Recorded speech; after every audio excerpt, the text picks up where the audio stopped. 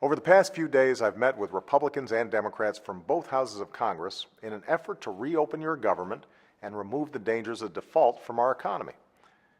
It's a positive development that House Republicans have agreed on the need to avoid the economic consequences of not meeting our country's commitments.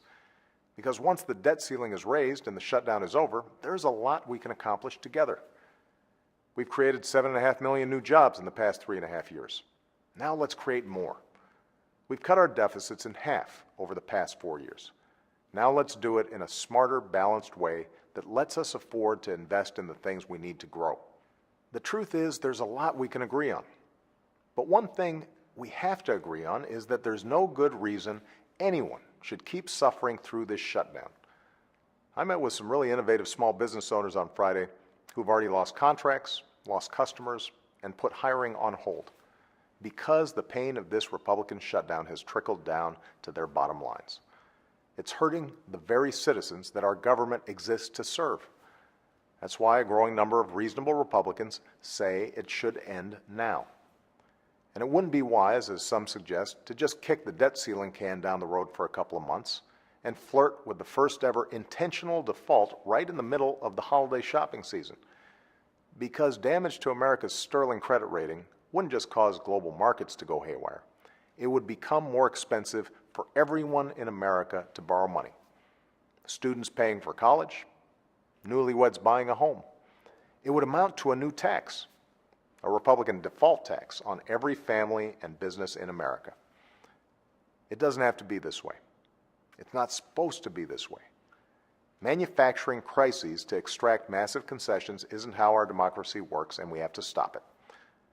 Politics is a battle of ideas, but you advance those ideas through elections and legislation, not extortion. I know you're frustrated by what you see in your nation's capital right now. But because it's easy to get lost in or give up on the political back and forth, I want you to remember this is not normal. Our government is closed for the first time in 17 years. A political party is risking default for the first time since the 1700s. This is not normal, and that's why we have to put a stop to it. Not only because it's dangerous, but because it saps everyone's faith in our extraordinary system of self-government. And that hurts us all. Whether it's the work of creating jobs, growing the economy, or getting our fiscal house in order for the long haul, we've got a lot of work to do, and constant brinksmanship doesn't let us do it. It inflicts real pain on real people. It creates spasms of uncertainty for business owners. It threatens our nation's credit and standing in the world, and the longer it goes on, the more frequently this brinksmanship is inflicted, the more we'll see markets react, businesses put off plans to spend and hire, and unemployment claims tick up. The hundreds of thousands of hard-working civil servants who go even longer without pay will worry that they won't be able to cover their bills, and that their own creditworthiness will be ruined for no good reason at all. And I want to thank all the neighbors and local business owners who've shown acts of kindness to these Americans who serve their country.